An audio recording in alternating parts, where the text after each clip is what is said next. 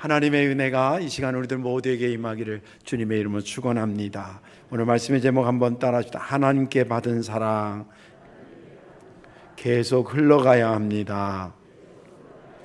아멘. 믿음 되길 바랍니다. 이 책은 최근에 우리 감리교단에서 만든 책입니다. 제목은 한국교회 큰 머슴들이라는 제목이고요. 이 책에는 좀 방대한 책이긴 하는데, 이 책에는 그 선교 초기에, 우리 한국 선교 초기에 한국에 와서 수고하셨던 선교사들에 대한 이야기와 함께 그들에게 복음을 듣고 예수를 믿고 또 변화돼서 한국인으로서는 최초로 목사 안수 받은 세 분에 대한 스토리가 있고, 그 이후에 이제 많은 목사님들이 세워져서 한국 초대교회에 아주 혁혁한 공을 이룬 120여 명의 초교파적으로, 그러니까 감리교에서 만들긴 했는데 초교파, 예를 들면 주기철 목사님 같은 경우는 장로교 목사님이시잖아요. 그런 분들도 소개하면서 쭉 한 120여 명의 목사님들을 소개하고 있습니다. 특별히 우리 감리교랑 장로교 같이 들어왔는데 목사 안수는 우리 감리교가 한 3년 정도 빠르게 됐습니다. 그래서 1901년도에 복음의 목사 안수를 받는 그 역사가 일어났는데, 지금 사진에 보이는 도포 입고 갓 쓰고 수염 기르시고 또 버선 신으시고 또 집신인가요? 아무튼 이렇게 신발 신고 옆에 성경책 끼고 있는 저분이 우리나라 한국인 최초로 안수받은 우리 감리교회 김창식 목사님입니다. 저 목사님에 대한 이야기를 잠깐 여러분들과 나누고자 합니다. 저 목사님은 북한 분이에요. 황해도가 고향이시고요. 21살 때에 서울에 상경에서 돈을 벌려고 이제 오게 됩니다. 그리고 이것저것 일 저 일 하다가 29이 되는 해에 어떤 서양인에 의해서 서양인 집에 너 가정부로 좀 가서 일할 마음이 있느냐, 이런 제안을 받습니다. 이제 사진은 없애도 되겠어요? 그런데 그 제안을 받고 이 사람이 흔쾌히 수락을 합니다. 근데 그 수락, 나중에 이 사람이 이제 목사 안수되고 자기의 일생을 이제 회고하면서 회고록을 썼는데, 그 당시에 그 서양인 집에 가정부로 좀 제안을 받았을 때 수락하게 된 자기의 심정을 거기에 이렇게 기록하고 있습니다. 나는 서양 사람들을 처음 만날 때 그 모양이 우리 조선 사람과 같지 않음을 보고 야만인으로 생각했고, 또 서양 사람들이 조선 사람들의 아이들을 잡아먹는다 하는 풍설을 듣고 그 말이 참으로 풍설인지 사실인지를 알아보고 싶은 생각이 간절하였다.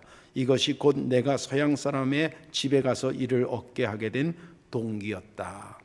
돈 벌 목적도 있지만 당시에 이게 무슨 말이냐면, 여러분 생각해 보세요. 몇천 년 동안 외국 사람, 특히 이제 우리가 코쟁이라고 그랬잖아요. 어렸을 때 보면 코쟁이, 코가 우뚝한 서양 사람들이 한 번도 없는 나라에 선교사들이 온 겁니다. 그러니까 첫째는 낯설고, 그리고 낯설면 자꾸 이게 거부하잖아요. 거부 반응을 일으키고, 또 복음 증가니까 거기에 대한 악한 마음들을 가진 사람이 무슨 소문을 냈냐면, 저들이 왜 한국 땅에 온 줄 아느냐, 아이들을 생체 실험하고 잡아먹기도 하려고 왔다, 이렇게 소문을 낸 겁니다. 근데 지금 생각하면 무슨 소리죠? 근데 그 당시에는 상당히 심각한, 그래서 데모까지 일어납니다. 그래서 조정에서 왕의 그 윤허를 받아가지고 이거 아니다, 사실 아니다, 그렇게 하는 바람에 진정이 된 그런 사건이 있었어요. 그러니까 그런 이것이 쭉 있기 때문에 서양인에 대해서 두 거죠. 하나는 풍설은 그렇게 유아를 잡아먹는다 그런다, 악한 사람들이다, 못된 사람들이다. 그리고 아니다는 사람들이 있는데, 이게 퍼센테이지 치면 이건 1%도 안 되고 여기 99%가 이렇게 된 겁니다. 근데 이 김창식이라는 사람이 상당히 똑똑하죠. 자기가 돈도 돈이지만 이참에 내가 거기 들어가서 이 사람들이 어떻게 사는지를 좀 면밀히 살펴보면 그러면 뭐가 나오겠구나. 그래서 그 속마음은 감추고 이제 가정부처럼 들어간 겁니다. 그래서 청소도 해주고 집 문단속도 해주고 또 음식 만드는데 도와주기도 하고, 그러면서 쉽게 하면 조선 말기니까 종의 개념으로 이제 그 집에 들어간 겁니다. 들어가서 그가 5년인가 지내면서 느꼈던 느낌을 또 회고록에 이렇게 쓰고 있습니다. 내가 맨 처음으로 일을 얻어 하던 집은 미국 사람 올링고 목사의 집이었는데 나는 그 집에서 일하는 동안에 주인 내외의 생활을 매우 주의하여 살펴보았으나 아무리 살필지라도 조금도 불의한 행동은 발견할 수 없었다. 나는 몇 해 동안 그 집에서 일하는 동안에 그 집 주인 내외가 다 가히 본받을 만한 사람인 줄을 깨닫고 그들의 감화를 받아 예수 믿기를 작정하였다.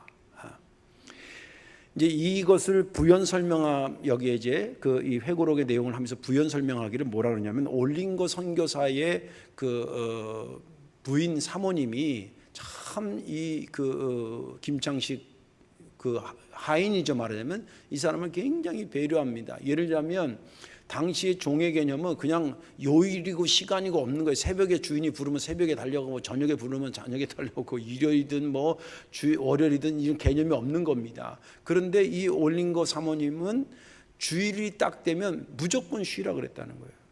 굉장히 파격적인 대우를 받는다는 느낌이 들어요. 그리고 또 놀라운 거는 저녁 식사가 되면 꼭 같이 먹었다는 거예요. 상상할 수 없는 개념이죠. 그리고 이제 그러니까 너무 감동되잖아요.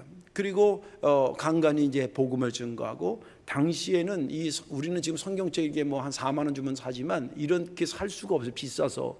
그래서 쪽복음이라 그래서 마태복음 또 누가복음 한 쪼가리로 이렇게 팔았어요. 근데 그게 굉장히 그것도 비쌌는데 그 중에 마태복음을 이 김창식 하인한테 주면서 그걸 읽어보라 그러고 그렇게 했어요. 그리고 나중에 이 사람이 교회를 예수 믿게 됐을 때는 주일날 쉬게 하는 건 물론 말할 것도 없거니와 같이 어떻게 예배에 참여하고 그렇게 했다 그럽니다. 그러면서 이렇게 보니까 정말 사랑스러운 거예요. 너무 자기를 존중해주고 그런 것에 감동이 돼가지고 맨 처음에는 살피로 들어갔다가 마음이 점점 바뀌어서 나중에는 예수를 믿게 되고, 그리고 나중에 목사가 되고 일생을 주의 복음을 위해서 헌신하는 사람이 한국인 최초로 목사 안수 받은 그런 인물이 된 것입니다. 사랑은 그렇게 흘러가야 되는 것입니다.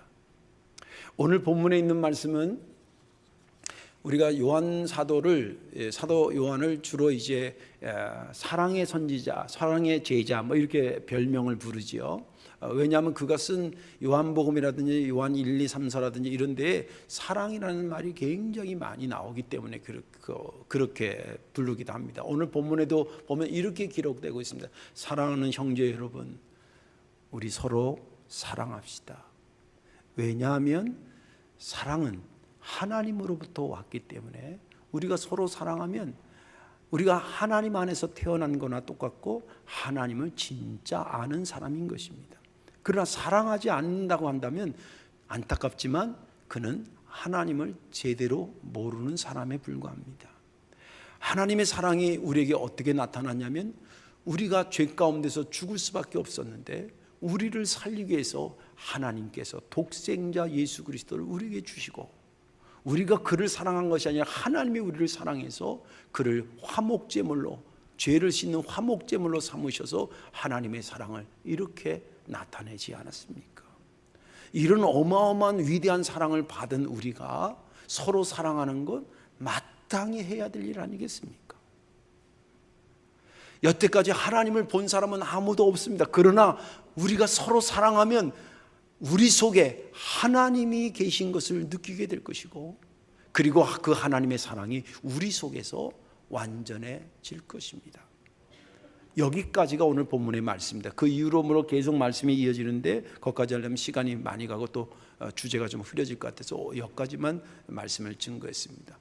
이 본문을 읽으면서 제가 여기를 딱 시작해서 여기만 읽은 게 아니잖아요. 앞에서부터 쭉 성경을 읽어오던 중에 이 부분을 읽어서 그런지 이 본문을 보면서 제가 은혜된 것은 사랑이라는 말이 계속 쏟아져 나오는 거예요. 요한 1서부터 요한 3서, 요한 1서가 5장까지 있는데 별로 양이 많지 않아요. 그런데 사랑이라는 단어가 제가 세다 지쳐서 못 셌어요. 100개 이상 나와요. 그러니까 막 사랑이라는 단어가 막 쏟아져 나오는 거예요. 그러면서 왜 이렇게 쏟아져 나올까 생각하니까 이 사랑이 마치 어디서부터 흘러나와서 마치 그 샘이 흐르려고 그러면 위에서부터 뭔가 품어져 나오는 게 있을 거 아닙니까? 스프링 된다 그러잖아요. 거기서 영어 성경이 실제 그렇게 돼요. 하나님의 사랑이 스프링 돼서 거기서부터 쏟아져 나와서 흘러서 우리한테 오고 우리가 서로 사랑하고 또 이웃으로 흘러가는 그런 사랑이 흘러가는 것들을 보면서 은혜가 됐고, 그 흘러감의 종착지가 아직은 끝나지 않았지만 그 과정 속에 현재는 우리에게까지 사랑이 왔다는 생각을 하니까 너무 감사하더라고요.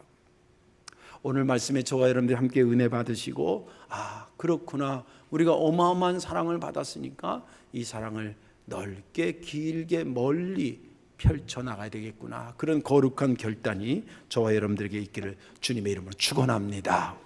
자, 왜 하나님의 사랑은 그렇게 계속 흘러가야 되는 것일까요? 그 첫째는 사랑을 주신 하나님의 뜻이 그렇기 때문입니다. 오늘 읽은 7절 상반절에 보면 이렇게 기록되어 있습니다. 사랑하는 자들아, 우리가 서로 사랑하자. 사랑은 하나님께 속한 것이니. 하나님께 속했다라고 하는 말이 조금 이게 좀 신학적으로 깊은 의미가 있어서 이걸 영어 성경에 보니까 이렇게 기록되어 있습니다. 우리가 서로 사랑합시다. 왜냐하면 사랑이 하나님으로부터 왔기 때문입니다.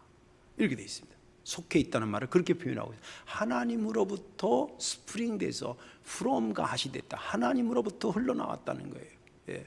그래서 이 본문을 보니까 사랑이 어디서부터 흘러서 어디로 흘러가고 있구나라고 하는 것이 흐름이 보인다. 흐름이. 예. 사랑의 흐름이 보인다는 거죠. 근데 왜 이렇게 사랑은 스프링돼서 품어져 나와서 흘러가는가라고 생각해 보니까, 그 원인을 생각해 보니까 사랑을 맨 처음에 품어내신, 사랑을 허락하신 하나님의 의도가 그렇더라는 거예요. 예. 여러분들, 우리가 하나님의 사랑을 돈 주고 받은 게 아니잖아요. 우리가 행해서 받은 게 아니거든요. 거저 받았어요. 그 거저 받았으면요, 거저 받은 사람의 일만의 양심이 있는데 그 양심이 뭐냐면 왜 줬는지를 알아야 되는 거예요. 의도를 파악하는 게 중요합니다. 우리는 아들내미 둘을 키웠는데 꼭 우리 애들이 그렇다는 게 아니라 그랬기도 했고 그럴 수도 있는 건데, 이제 엄마가 어디 가면서 형한테 야, 동생하고 둘이 나눠 먹어라 그러고 이제 사탕 10개를 줬어요. 예. 갔다 와서 동생한테 나눠줘라 그러지. 나눠주는데 의도는 뭐예요? 반반씩 잘 나눠 먹어라, 이런 의도로 줬어요. 근데 갔다 와서 둘째한테 너 사탕 받았냐? 받았대요. 몇 개 받았니? 1개.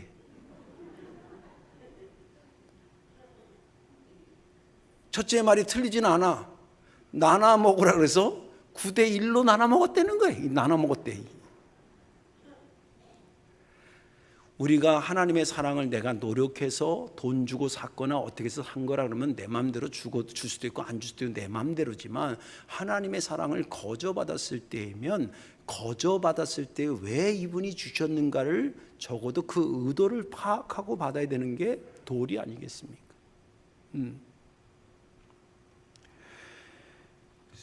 성경에 그래서 그 의도가 어디 있냐, 하나님의 그 사랑을 주신 의도가 어딘지를 쭉 찾아보니까 후자였습니다. 사랑을 받고, 하나님이 사랑을 받고 너만 받아, 그리고 너 고이 간직해야 돼, 이러고 준 게 아니라 네가 받고 너만 받지 말고 이 사랑이 흘러가게 해야 돼 라는 의도로 줬더라는 거예요. 성경에 보니까. 오늘 본문의 11절에도 이렇게 기록되어 있습니다. 사랑하는 자들아, 하나님이 이같이 우리를 사랑하였은즉 우리도 서로 사랑하는 것이 마땅하도다. 마땅하도다. 이 말은 무슨 말이냐면, 안 하면 안 되냐? 안 하면 안 된다는 거예요. 당연히 두 가지 관점이죠. 도의적인 차원에서도 그렇고, 그리고 하나님의 뜻의 관점에서 그런 거예요. 어마어마한 걸 받았는데 자기만 받고 있으면 되겠어요? 그 사랑의 마음을 가지고 우리도 베풀고 사랑으로 흘러가게 해야지. 이 도의적으로도 그렇잖아요. 고마워서라도. 그리고 또 하나님이 주실 때에 너만 받아라 그랬으면 더 넘겨줄 필요가 없겠지만, 너만 받아라 하지 않고 받아서 넘겨주라고, 너도 받고 넘겨주라고, 그런 의도로 주셨기 때문에 그런 차원에서라도 우리는 사랑받는 것뿐만이 아니라 사랑을 베푸는 것에도 늘 앞장서는 사람으로 가야 된다는 거예요. 근데 이것이 쉽지 않기 때문에 이 일을 하려면 항상 생각이 정리가 돼 있어야 되잖아요. 어떤 생각이 정리가 되냐면 대체 하나님이 주신 사랑이 얼마나 크고 위대하길래 이것을 나만 받으면 안 되고 다른 사람에게 전달하라 그랬을까라고 하는 것을 늘 명심하라는 거예요. 허접한 걸 주신 것이 아니라는 거예요. 엄청나고 위대하고 너가 가지고 있을 뿐만 아니라 다른 사람에게 나눠줘도 너의 받은 사랑이 전혀 줄지 않는 그런 사랑을 어마어마하게 줬다는 거예요. 탈무드에 보면 이런 말이 있어요. 촛불의 불꽃은 나눠줘도 꺼지지 않는다. 이 말은 무슨 말이냐면 이 촛불이 하나 있잖아요. 근데 옆 사람이 불이 없어, 촛만 있고 불 좀 빌려줘, 불 좀 붙여줘. 그럴 때 내 불인데 왜 널 붙여줘? 너 주면 나 불 꺼지잖아. 그러지 않는다는 거예요. 저기 촛불에도 내가 불 붙여주고 나면 촛불의 내 불은 그대로 있고 저 사람 불은 더 커지는 거예요. 이 사람이 또 저 사람 한다면 또 저 사람 불은 그대로 있고. 하나님이 주신 사랑이라는 심오한 것은 그런 것입니다. 베풀어서 내가 저 사람한테 주고 나면 나는 사랑이 쏙 빠지냐? 아니라는 거예요. 그 사랑은 그대로 있는데 전달하는데 저 사람 사랑이 더 많아지고 저 사람에게 또 있어지는 겁니다. 저 사람도 또 누구한테 주면 없어지는 것이 아니라 그것이 그대로 있어지는 거예요. 네. 이게 사랑의 신비거든요. 예. 그 엄청난 은혜, 이거 죽음에서 살릴 수 있는 사랑이니까, 또 우리를 살리기 위해서 독생자를 주신 사랑이기 때문에 이것은 얼마나 그 가치가 위대가 하는지 그런 것은 상상할 수 없을 정도로 많은 것. 오늘 본문에도 그 말씀을 잠깐 기록하고 있는데 9절에 이렇게 얘기합니다. 하나님의 사랑이 우리에게 이렇게 나타난 바 되었으니 하나님이 자기의 독생자를 세상에 보내심은 그로 말미암아 우리를 살리려 하려 하심이라. 여기 말씀을 보면 뭐뭐 하기 위해서 어떻게 했다 이렇게 되어 있는데, 뭐뭐 하기 위해서 뭘 하기 위해서? 우리를 살리기 위해서. 뭐뭐 했다? 당신의 독생자를 희생제물로, 화목제물로 내줬다 이 뜻입니다.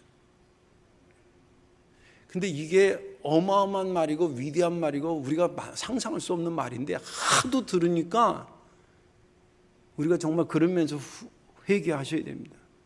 예수님이 나를 위해서 돌아가신 내가 구원받다는 교리적으로 외우고 지식적으로 알고 합리적으로 이해도 하고 그러는데 뭐가 하도 들으니까 감동이 없어요. 이것은 왜 감동이 없나 내가 가만히 들어보니까 내 입장으로만 말씀을 들어서 그래요.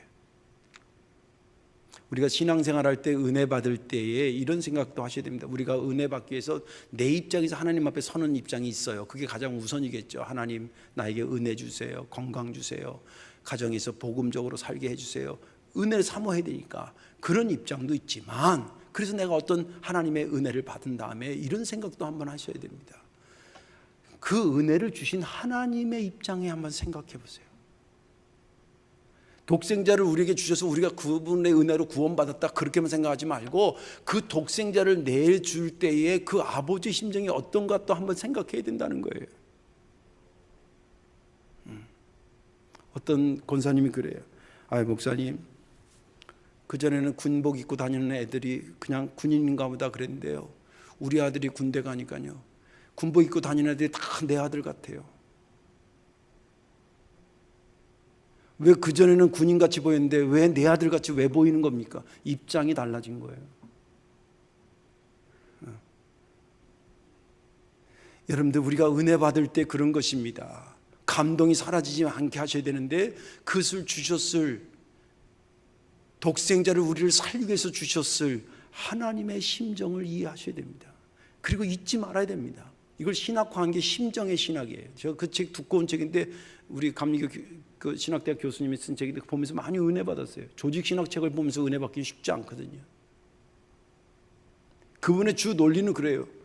우리가 지금처럼 얘기한 거예요. 예수님이 우리를 위해서 오는 게 그게 복음적으로도 이성적으로도 그게 합리적이고 당연히 그렇게 하셔야지만 우리가 구원받는다는 것을 교리적으로 외우고 알고 감사하고 하지만 이게 너무 익숙해져서 감동이 없는 거예요. 여러분, 내 주머니에서 단돈 10,000원이라도 빼서 저 사람한테 줄 때는 받은 사람은 10,000원을 찜하지만 나는 생각하고 고민하고 이거 주고 나면 내가 저 못 사는데 그런 여러 가지 것들이 복합되는데 그래도 주자. 그리고 꺼내준 거거든요. 저분이 10,000원 줬다고 생각하면 안 돼. 고맙다 그 정도로 생각하면 안 된다는 거예요. 있지 않으면 세상에 그분도 어려운데 알고 보니까 그분도 어려운데 세상에 나한테 이렇게 주다. 그 심정을 이해하게 되면 훨씬 더 깊이가 달라지는 거예요. 우리 역시 마찬가지입니다. 사랑을 하나님께서 너만 받고 너가 간직하고 있어야 돼 그러지 않고 받아서 다른 에게 주라고 얘기하면서 그 준 것이 독생자 예수 그리스도를 희생제물로 삼으신 그 엄청난 것을 줬다 그럴 때 그것을 자꾸 기억하면 내가 이렇게 받고 혼자만 살면 안 되지. 혼자만 감사하다 그러고 혼자만 좋다고 생각하면 안 되지. 이거 흘려보내야지. 그런 마음이 생겨진다는 것입니다. 그런 저와 여러분들 되시기를 주의 이름으로 축원합니다. 마지막 또 하나는 뭐냐면 왜 하나님께 받은 사랑은 계속 흘러가야 되냐고요? 보이지 않는 하나님을 보게 해주기 때문입니다. 보이지 않는 하나님을 보게 해주기 때문에. 그래서 사랑은 계속 흘러가야 된다는 거예요. 12절에 보면 어느 때나 하나님을 본 사람이 없으되 그렇게 얘기합니다. 여태까지 하나님을 눈으로 본 사람은 없다 그런 뜻입니다. 없으되 우리가 서로 사랑하면 하나님이 우리 안에 거하시고 그의 사랑이 우리 안에 온전히 이루어지느니라. 이 말은 보이지 않는 하나님이 보여지고 느껴지게 됐다는 거예요. 근데 그 중간에 그럼 뭐가 들어가서 그러냐? 서로 사랑하게 되면 보이지 않는 하나님이 보여진다는 거예요. 예. 쉽게 말해서 하나님은 영이시기 때문에 눈에 보이지 않습니다. 그렇게 존재하시는 분입니다. 그런데 이 하나님의 우리가 서로 그 하나님을 서로 사랑하게 되면 많은 사람들이 이렇게 얘기한다는 거예요. 야, 저렇게 사랑하는 거 보니까 저들의 사랑을 일으키는 뭔가 저들이 믿는 신이 있구나 이렇게 보게 된다는 거예요. 하나님을 보게 된다는 것입니다. 예. 여러분들 우리가 바람 보셨어요? 바람? 대답을 못하는 건 본 적이 없어서 못하는 거예요. 바람이 어떻게 검은색이에요? 흰색이에요? 빨간색이에요? 뭐 각졌어요? 세모네요? 바람은 없어요. 형태가 없어요. 근데 우리가 바람을 어떻게 느끼냐면 흔들리는 이파리를 통해서 느끼는 거예요. 마치 그런 것입니다. 하나님은 눈에 보이지 않아요. 그러나 하나님이 살아계시기 때문에 그 살아계심을 우리가 서로 사랑할 때 그것이 보여지게 된다는 거예요. 느껴지게 된다는 거예요. 예수님도 똑같은 말씀하셨습니다. 요한복음 13장에 이런 말씀하셨어요. 너희가 서로 사랑하면 이로써 모든 사람이 너희가 내 제자인 줄 알라. 저 제자 속에 예수님이 있는지 없는지 마음이니까 영적인 것이니까 개복수술에도 그것은 보이지 않아요. 많은 사람이 너희가 예수님의 제자라 그러는데 예수님의 제자라고 여기 띠두른다고 해서 예수님의 제자가 되는 게 아니라 너희가 서로 사랑하면 저들의 마음속에 그 사랑의 신이라고 하는 예수가 있구나라고 보게 된다는 거예요. 주님이 그렇게 말씀하신 겁니다. 그럼 보이지 않는 하나님을 보게 하는 것이 중요하냐? 매우 중요합니다. 우리 개인 신앙에서도 마찬가지예요. 개인 신앙에서도 여러분 확신 가졌다 그런 말을 하잖아요. 확신 가졌다는 육안으로 하는 게 아니에요. 하나님이 살아계심이 심령 성령 안에서 내 속에 보여졌다 그 뜻이에요. 이게 전도 선교학적으로도 굉장히 중요합니다. 보이지 않는 하나님을 모시고 가는 거예요. 전도하러 간다는 거는. 근데 보이지 않는 하나님이기 때문에 나는 영안이 열려서 보이지만 저 사람은 영안이 닫히고 육의 눈만 있기 때문에 이 보이지 않는 하나님이 안 보여요.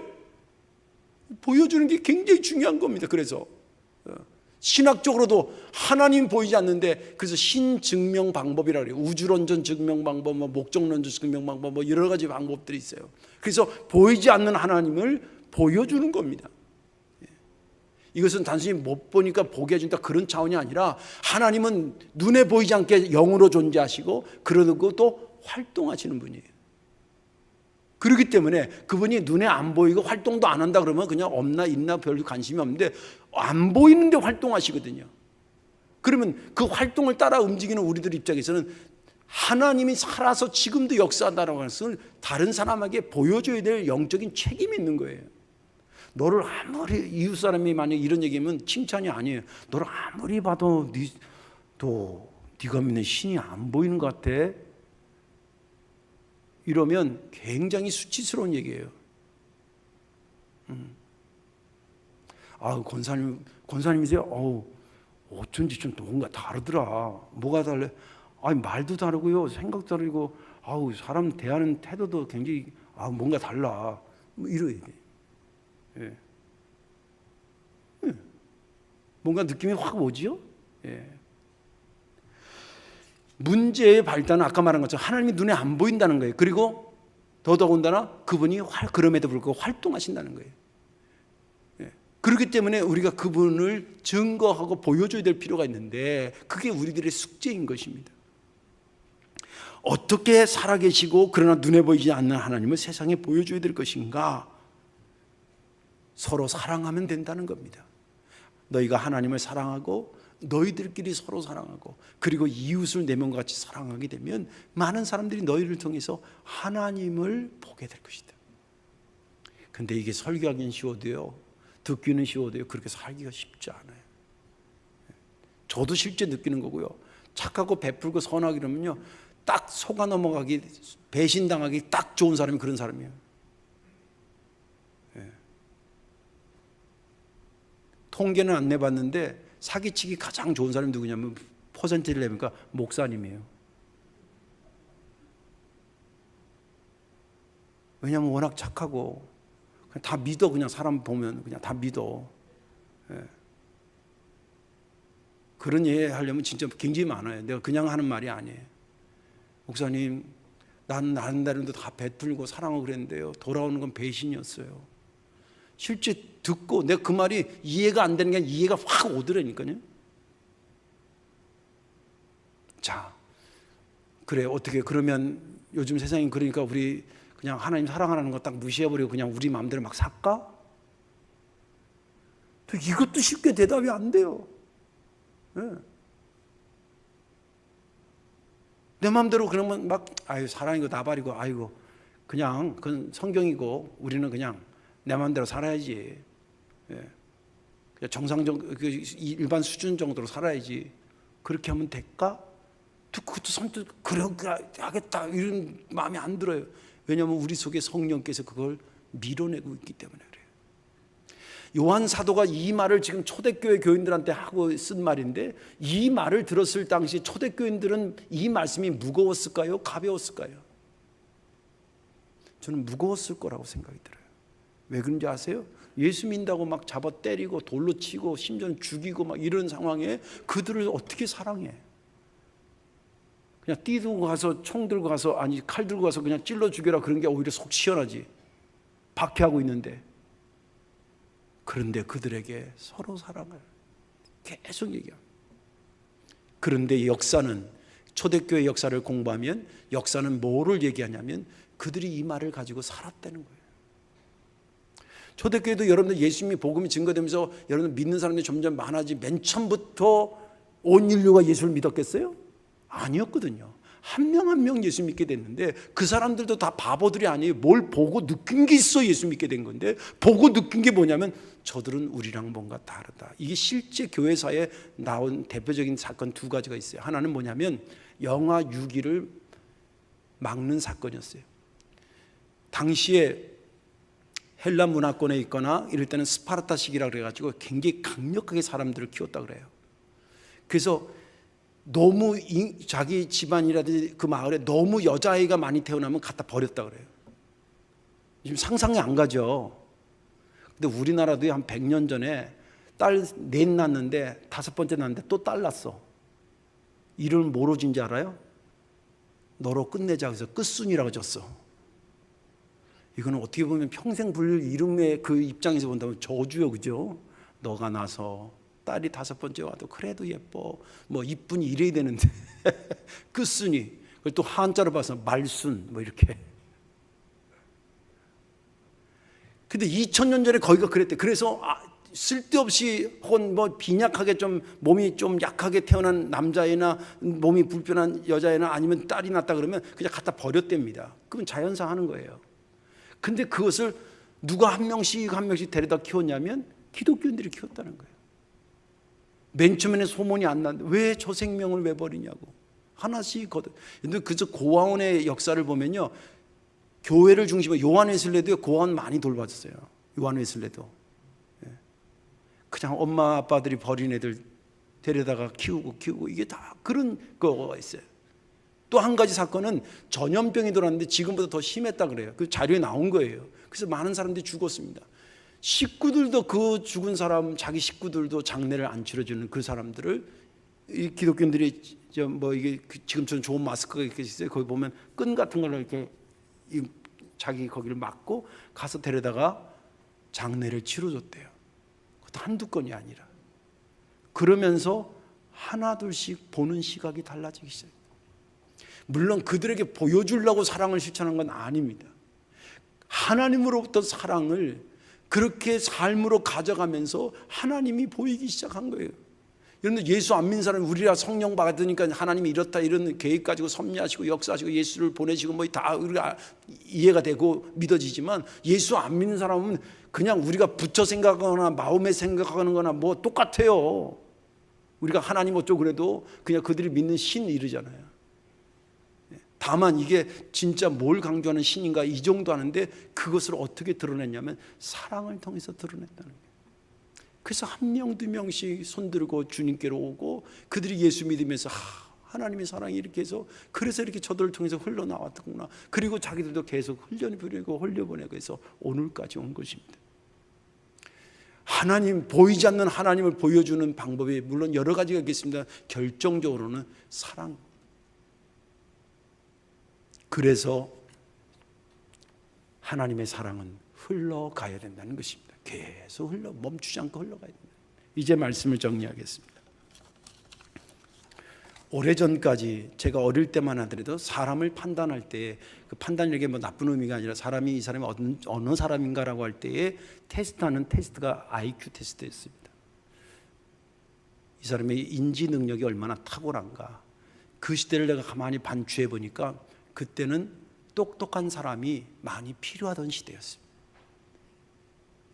그래서 IQ 테스트가 뭐 다 어렸을 때 학교 다니면 받았을 거예요. 그리고 제 기억으로는 정확하지 않은데 한 길게는 30년 혹은 짧게는 25년 그 사이에 어떤 신조어가 나타났냐면 EQ라고 하는 게 나타났습니다. 들어보셨죠?